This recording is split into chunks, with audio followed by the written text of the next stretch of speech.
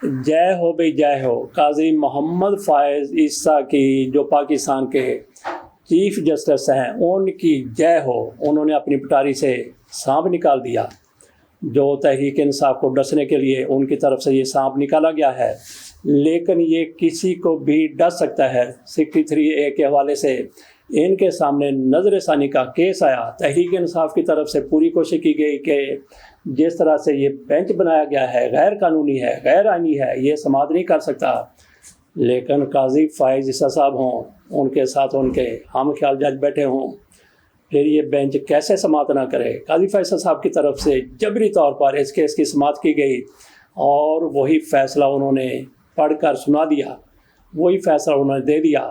तफसीली फ़ैसला भी नहीं है। काजी फ़ायज़ ईसा साहब की तरफ से कहा गया कि जिस तरह से 5 जजों की तरफ से वो फ़ैसला दिया गया था हॉर्स ट्रेडिंग के हवाले से, हॉर्स ट्रेडिंग रोकने के लिए, उन्होंने कहा कि उस फैसले को हम कल अदम करार देते हैं। और वो जज साहिबान थे उमर बंदयाल साहब, चीफ जस्टिस से उन दिनों में जो उस बेंच की सरबराही कर रहे थे, उनके साथ एजाजुल हसन साहब बैठे हुए थे और तीसरे जज उनके साथ बैठे हुए थे मुनीब अख्तर साहब। 2 जज साहिबान आज भी इस बेंच में मौजूद हैं, जिसमें काजी फ़ायज़ ईसा साहब उसकी नज़र-ए-सानी लगा रहे हैं। वो 2 जज साहबान हैं, एक तो मंदू खैल साहब और दूसरे मज़हर आलम मियाँ खैल साहब हैं, जो आजकल एड हॉक जज हैं।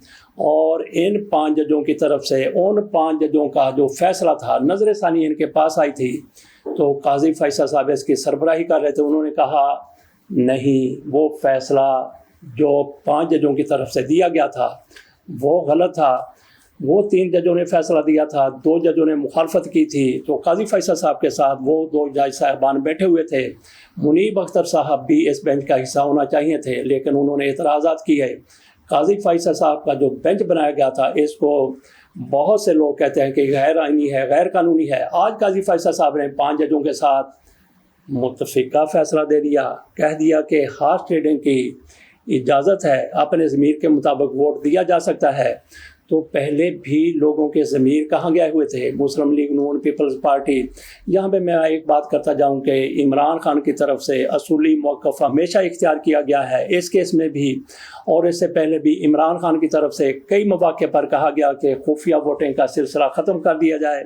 हत्ता कि उन्होंने उस मौके पर भी कहा था जब मुस्लिम लीग नून के पीपल्स पार्टी के 14 सेनेटर खड़े हुए, 64 थे, उन्होंने कहा कि हम इसके हक में वोट देंगे। लेकिन जैसे ही खुफिया वोटिंग हुई है तो वो 14 सेनेटर आज़ाद बिल्कुल फिर गए। इमरान खान ने इस मौके पर इससे पहले भी कहा था कि खुफिया वोटिंग को ख़त्म कर दिया जाए, लेकिन जिन लोगों ने 2 नंबरी करनी होती है वो कैसे ऐसी बातें मानते हैं। इस हवाले से इमरान खान का भी ये मौक़िफ़ रहा है कि हॉर्स ट्रेडिंग नहीं होनी चाहिए। वैसे जब इनको ज़रूरत पड़ेगी तो ये कहेंगे कि हॉर्स ट्रेडिंग नहीं होनी चाहिए, लेकिन फ़ारूक एचनाई की तरफ से कहा गया कि हॉर्स ट्रेडिंग, उन्होंने लफ्ज़ यही इस्तेमाल किया अदालत में जो हमें तजिया नगार बताते हैं कि हॉर्स ट्रेडिंग होनी चाहिए। बरतानिया में होती है, फ़लाँ मुल्क में होती है। बहरहाल काजी फ़ायज़ ईसा साहब अगर वो ना भी कहते हैं तब भी काजी फ़ायज़ ईसा साहब कन्विंस थे, क्योंकि कहा जाता है कि इनकी अपनी भी एक्सटेंशन का मामला है।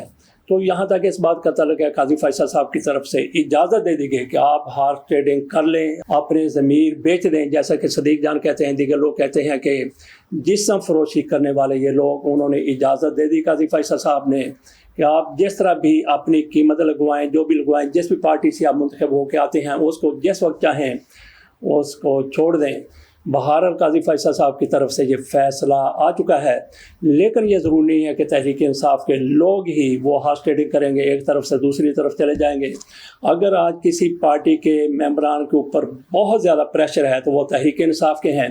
तहरीक इंसाफ के लोगों को तोड़ना नामुमकिन है। पीपल्स पार्टी वाले, मुस्लिम लीग नून वाले, ये हमेशा बिकने के लिए आमादा होते हैं, तो इनका ज़मीर बड़ी आसानी के साथ सो भी जाता है, जाग भी जाता है। तो देखते हैं कि आईनी तरमीम के हवाले से कितने मुस्लिम लीगी दूसरी तरफ चले जाते हैं, क्योंकि आप बिल्कुल इजाज़त दे दी गई है। आज की समाअत का हवाल थोड़ा सा कोई इस तरह से है कि अली ज़फ़र साहब आज पेश हुए, उन्होंने इमरान खान से मुलाकात की थी। उन्होंने कहा कि इमरान खान की तरफ से मुझे कहा गया है कि ये बेंच जो है ये गैर कानूनी है, गैर आईनी है, तो इसलिए हम इसके सामने दलाइल देने के लिए तैयार नहीं हैं। उन्होंने ये भी कहा कि आप तो हॉर्स ट्रेडिंग के रास्ते खोल रहे हैं। तो इस पर काजी फ़ायज़ ईसा साहब बरम हुए कि कैसे हम खोल रहे हैं। तो काजी फ़ायज़ ईसा साहब गोया ये बावर कुराना चाहते थे कि हम तो कोई ऐसा फ़ैसला नहीं करने जा रहे, लेकिन अली ज़फ़र की तरफ से बाइकाट किया गया और उनके लिए फिर रास्ता मजीद खुल गया कि उनके कोई मुखालफत करने वाला बंदा वहाँ पे मौजूद नहीं था। हो सकता है कि अली ज़फ़र साहब दलाइल देते तो काजी फैसल साहब ये मामला एक रोज़ के लिए या 2 रोज़ के लिए आगे ले जाते हैं, लेकिन जब अली ज़फ़र ही वहाँ पे ना रहे तो फिर काजी फैसल साहब के लिए मैदान खुला था, उन्होंने फैसला सुना दिया। तो इस फैसले के नताइज आप देखते हैं कि कैसे आते हैं।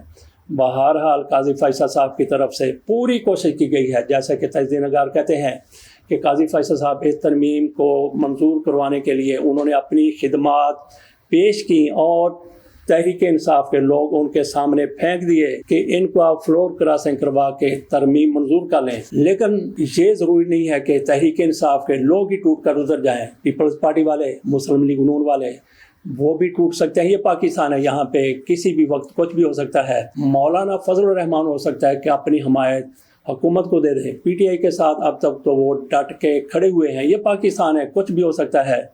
लेकिन काजी फैसल साहब की अगर नहीं हो सकती तो उनकी एक्सटेंशन नहीं हो सकती। जो भी हो जाए, एक्सटेंशन होती है तो 2 महीने या ज़्यादा से ज़्यादा 3 महीने बाद काजी फैसल साहब को अपने घर जाना पड़ेगा, क्योंकि तहरीक इंसाफ उनके पीछे पड़ गई है, उनके खौर पै गई है। तो इसके साथ इजाज़त दीजिए और इंतज़ार कीजिए अगले तमाशे का। अल्लाह हाफ़िज़।